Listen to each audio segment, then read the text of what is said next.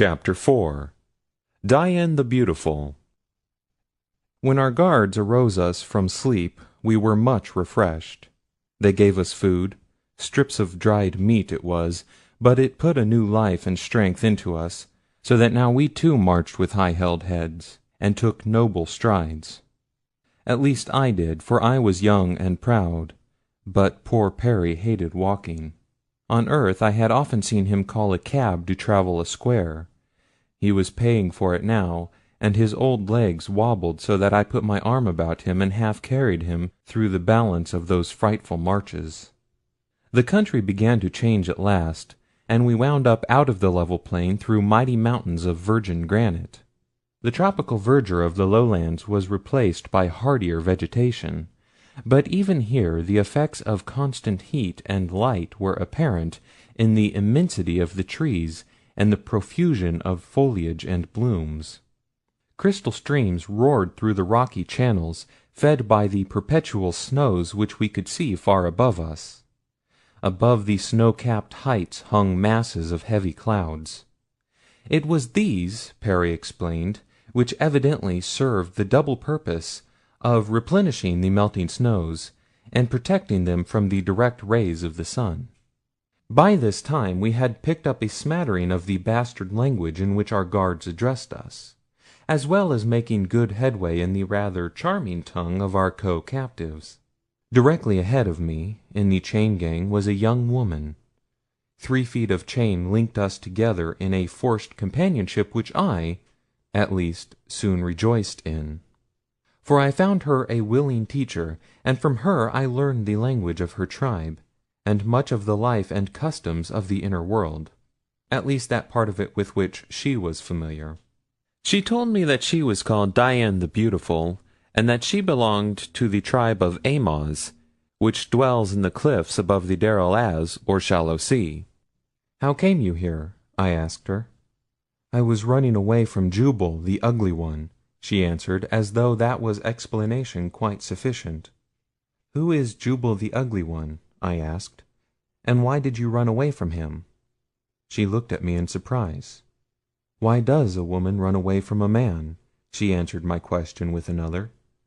"They do not, where I come from," I replied. "Sometimes they run after them." But she could not understand, nor could I get her to grasp the fact that I was of another world. She was quite as positive that creation was originated solely to produce her own kind, and the world she lived in, as are many of the outer world. "But Jubal," I insisted, "tell me about him, and why you ran away to be chained by the neck and scourged across the face of a world." "Jubal the ugly one placed his trophy before my father's house. It was the head of a mighty Tandor. It remained there, and no greater trophy was placed beside it.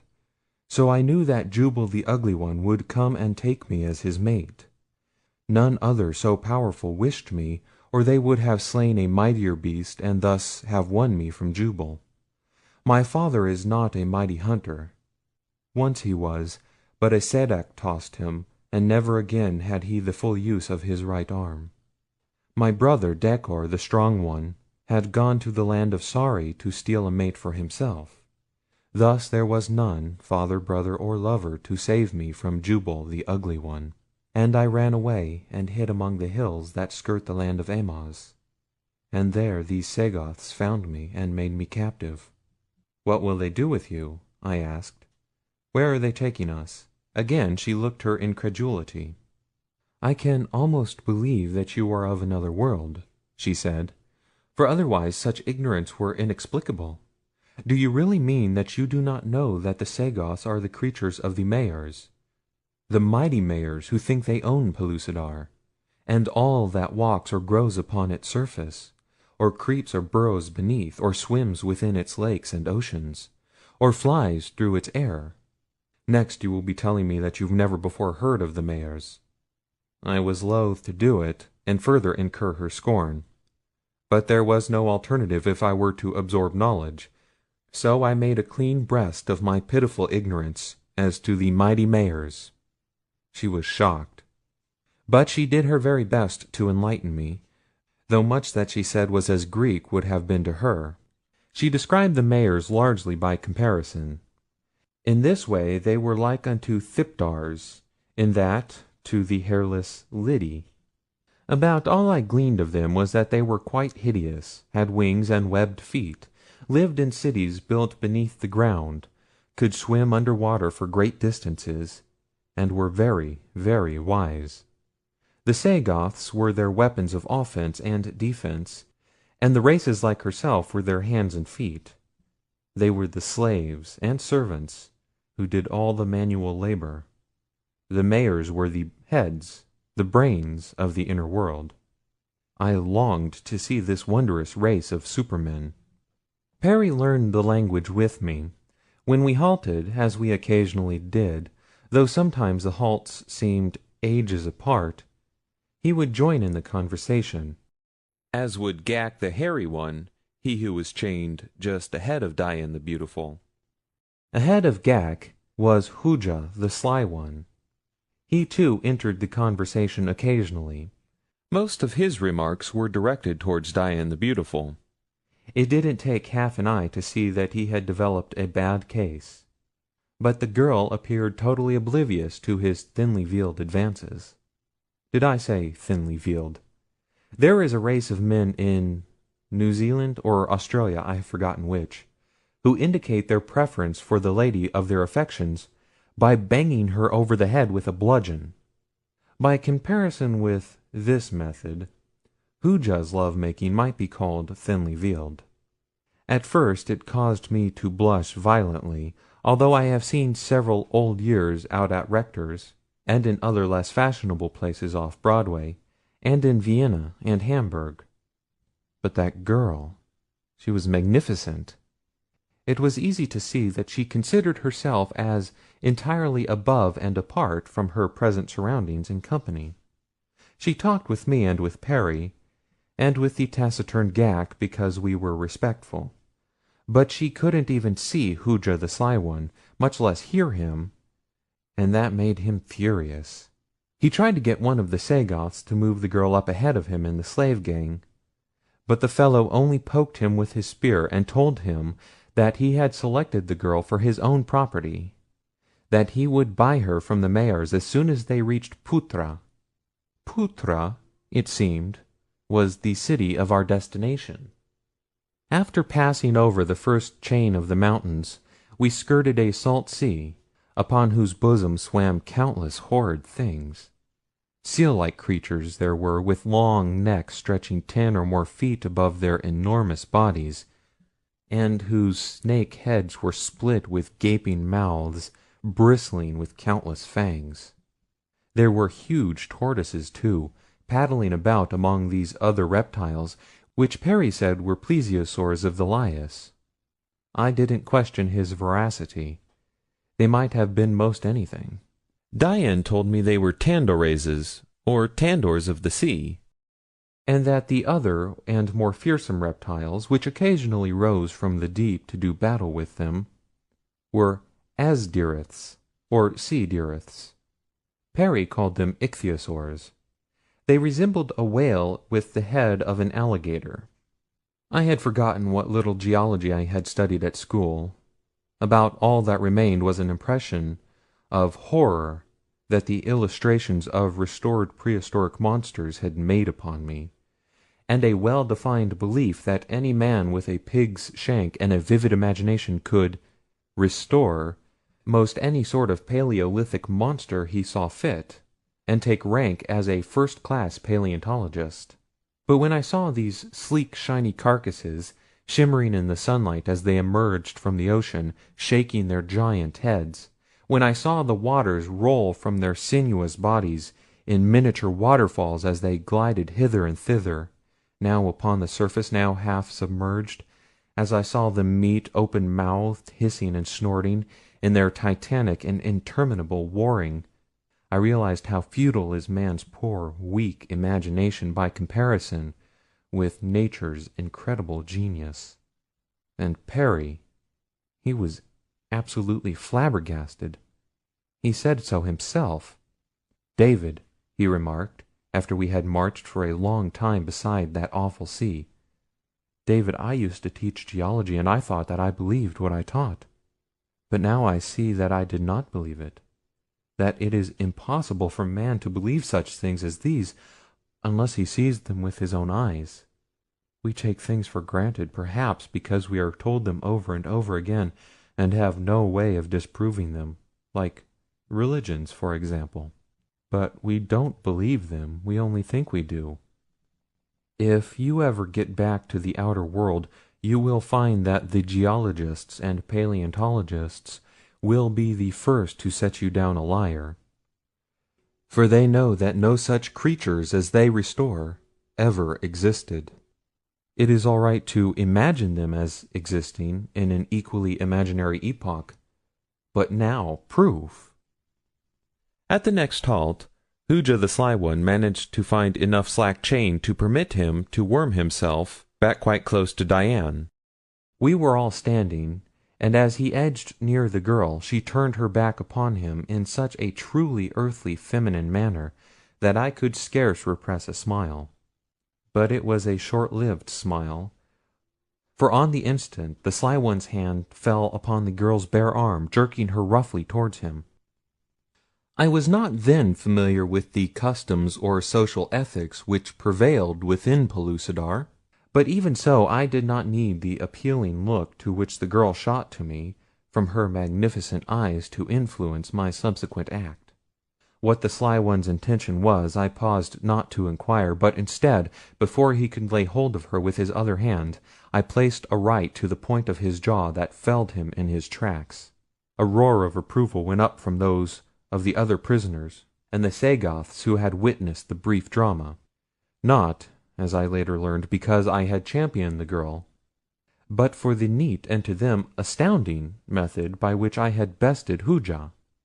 And the girl! At first she looked at me with wide, wondering eyes, and then she dropped her head, her face half averted, and a delicate flush suffused her cheeks. For a moment she stood thus in silence, and then her head went high, and she turned her back upon me as she had upon Hooja. Some of the prisoners laughed, and I saw the face of Ghak the Hairy One go very black as he looked at me searchingly, and what I could see of Dian's cheek went suddenly from red to white. Immediately after, we resumed the march, and though I realized that in some way I had offended Dian the Beautiful, I could not prevail upon her to talk with me that I might learn wherein I had erred. In fact, I might quite as well have been addressing a sphinx, for all the attention I got. At last my own foolish pride stepped in and prevented my making any further attempts, and thus a companionship that, without my realizing it, had come to mean a great deal to me, was cut off. Hooja did not renew his advances toward the girl, nor did he again venture near me. Again the weary and apparently interminable marching became a perfect nightmare of horrors to me. The more firmly fixed became the realization that the girl's friendship had meant so much to me, the more I came to miss it, and the more impregnable the barrier of silly pride. But I was very young, and would not ask Ghak for the explanation which I was sure he could give, and that might have made everything all right again. On the march, or during halts, Dian refused consistently to notice me. When her eyes wandered in my direction, she looked either over my head or directly through me. At last I became desperate, and determined to swallow my self-esteem, and again beg her to tell me how I had offended, and how I might make reparation. I made up my mind that I should do this at the next halt. We were approaching another range of mountains at the time, and when we reached them, instead of winding across them through some high-flung pass, we entered a mighty natural tunnel, a series of labyrinthian grottos, dark as Erebus. The guards had no torches or lights of any description.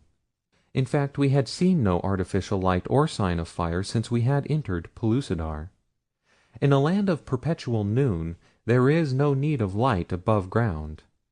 Yet I marveled that they had no means of lighting their way through these dark subterranean passages.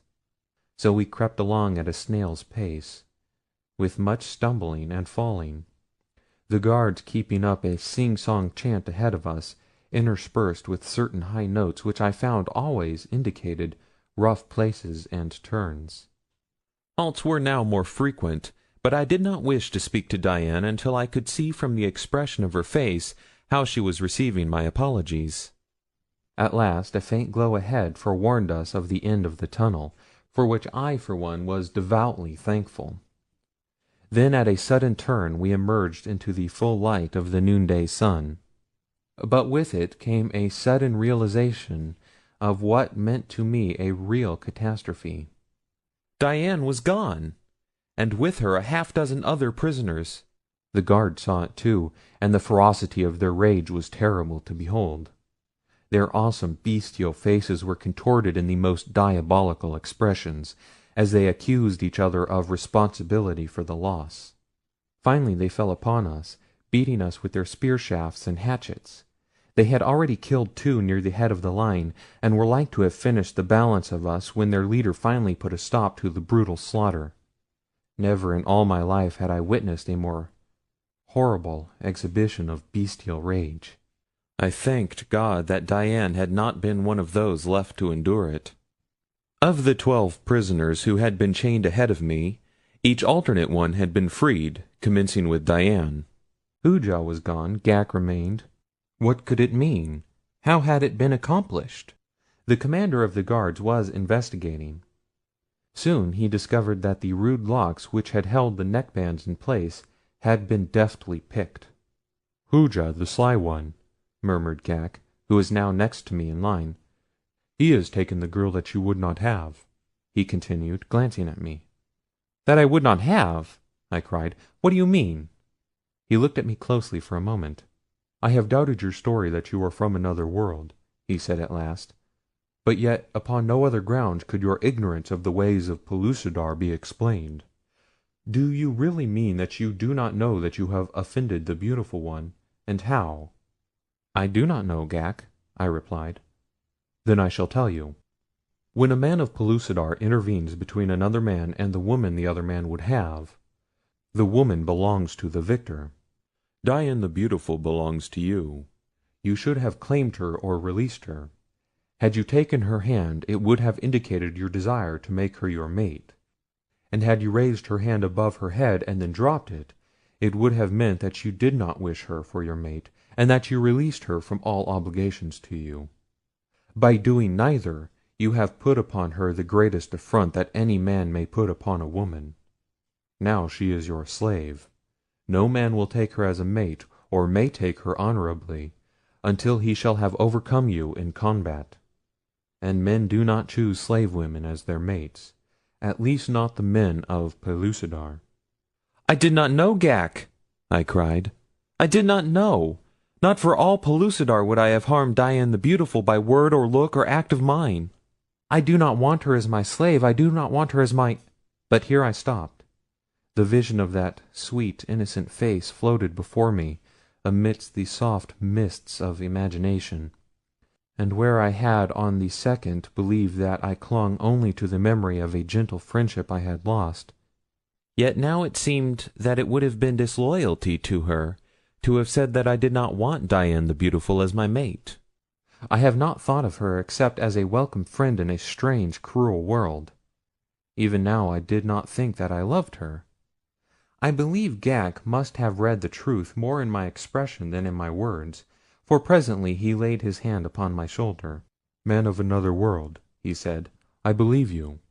Lips may lie, but when the heart speaks through the eyes it tells only the truth.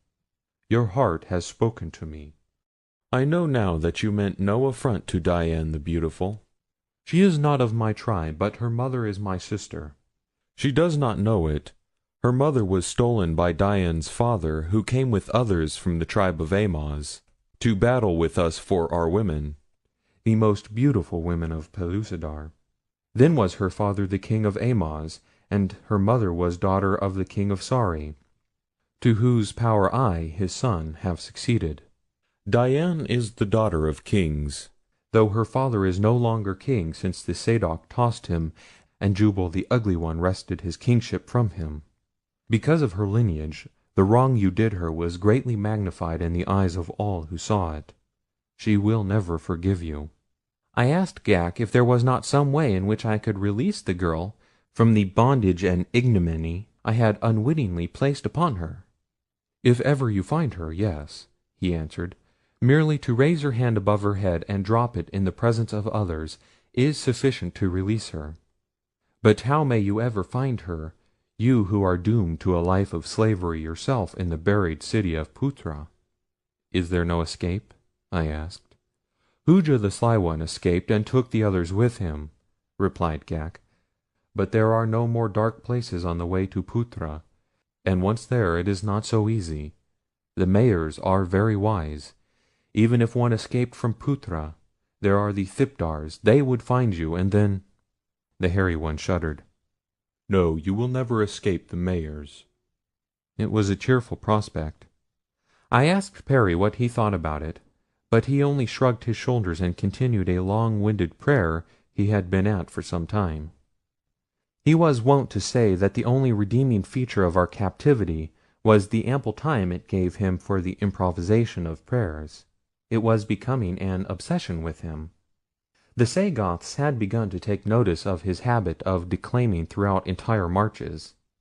One of them asked him what he was saying, to whom he was talking. The question gave me an idea, so I answered quickly before Perry could say anything. "Do not interrupt him," I said. "He is a very holy man in the world from which we come. He is speaking to spirits which you cannot see. Do not interrupt him, or they will spring out of the air upon you and rend you limb from limb, like that," and I jumped towards the great brute with a loud "Boo!" that sent him stumbling backward. I took a long chance, I realized, but if we could make any capital out of Perry's harmless mania, I wanted to make it while the making was prime. It worked splendidly.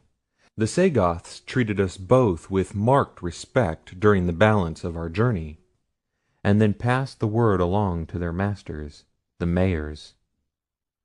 2 marches after this episode, we came to the city of Phutra. The entrance to it was marked by 2 lofty towers of granite, which guarded a flight of steps leading to the buried city. Sagoths were on guard here, as well as at 100 or more other towers scattered about over a large plain. End of chapter 4.